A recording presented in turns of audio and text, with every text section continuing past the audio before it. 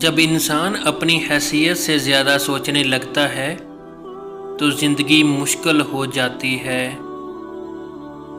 اللہ کو راضی کرنے کی تڑپ پیدا ہو گئی تو جسم سے روح نکلتے وقت درد کی شدت سے تڑپنا نہیں پڑتا۔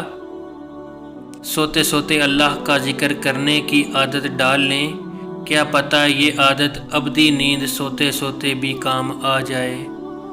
سجدے کی توفیق ملنا بھی رب کی نعمتوں میں سے ایک نعمت ہے۔ جن سے یہ توفیق چھن جاتی ہے پھر وہ دنیا کے رہتے ہیں نہ دین کے۔ اللہ فرماتا ہے جب کوئی تم پہ ظلم کرے تو میرے انتقام پہ راضی ہو جاؤ، کیونکہ میرا انتقام تیرے انتقام سے بہتر ہے۔ اللہ کا ذکر کرتے رہا کرو، چاہے گھر میں ہو یا راستے میں، کیونکہ جس چیز کے سامنے اللہ کا ذکر کرو گے وہ پتھر، درخت یا کچھ بھی ہو، قیامت کے دن گواہی دے گی، یا اللہ تیرا یہ بندہ تیرے ذکر میں مشغول رہتا تھا۔ خدا کی راہ میں کوشش کرو اور کبھی پیچھے نہ ہٹو، کیونکہ خدا نے تم سے کوشش مانگی ہے، نتیجہ نہیں۔ جب اللہ کسی کو پسند کرتا ہے تو اس کی پریشانیاں بڑھا دیتا ہے تاکہ اسے اپنے قریب کر سکے۔ رات کی خاموشی کے آنسو ضدی بچے کی طرح اپنے رب کی بارگاہ میں اپنی ذات منوا لیتے ہیں، اور اللہ اس لاڈلے کی بات بھی رد نہیں کرتا۔ اللہ جب کسی کو اپنی طرف لانا چاہتا ہے تو اسے کسی کے ہاتھوں ضرور توڑتا ہے، تاکہ اسے احساس ہو جائے کہ اللہ کی محبت کے سوا سب محبتیں فنا ہے۔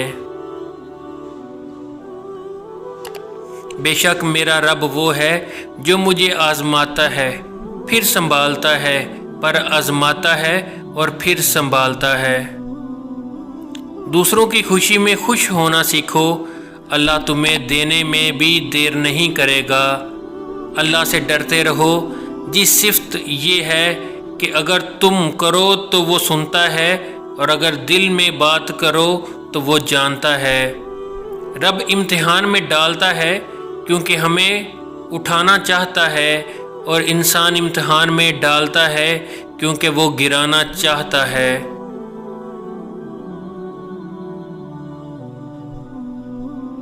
دل چھوٹا مت کرو، وہ رب دیکھ رہا ہے، وہ رب سن رہا ہے، بس اس پہ یقین رکھو اور کچھ ایسا کرے گا جو تمہارے حق میں بہتر ہوگا۔ جن گھروں میں اللہ کا ذکر ہوتا ہے وہاں سکون، محبت اور برکت نظر آتی ہے۔ مخلوق کی خوشی کے لیے اللہ کو ناراض نہ کرو۔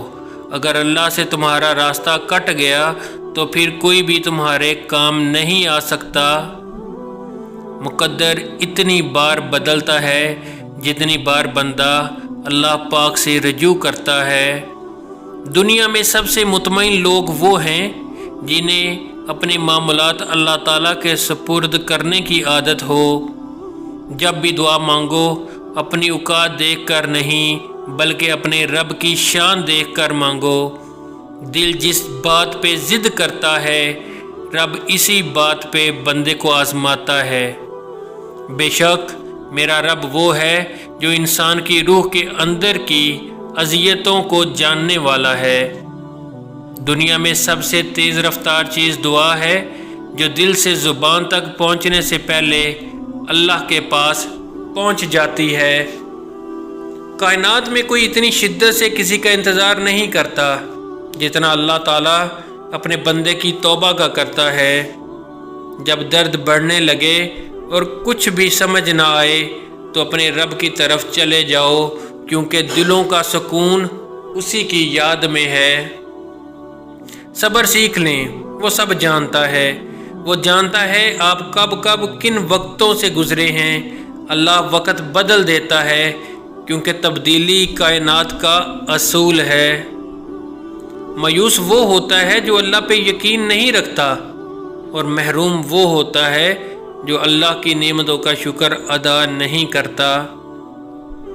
اگر کوئی چیز تقدیر میں نہیں بھی لکھی تو پھر بھی دعا ضرور کرنی چاہیے، کیونکہ تقدیر کے سامنے ہم سب بے بس ہیں، تقدیر لکھنے والا نہیں۔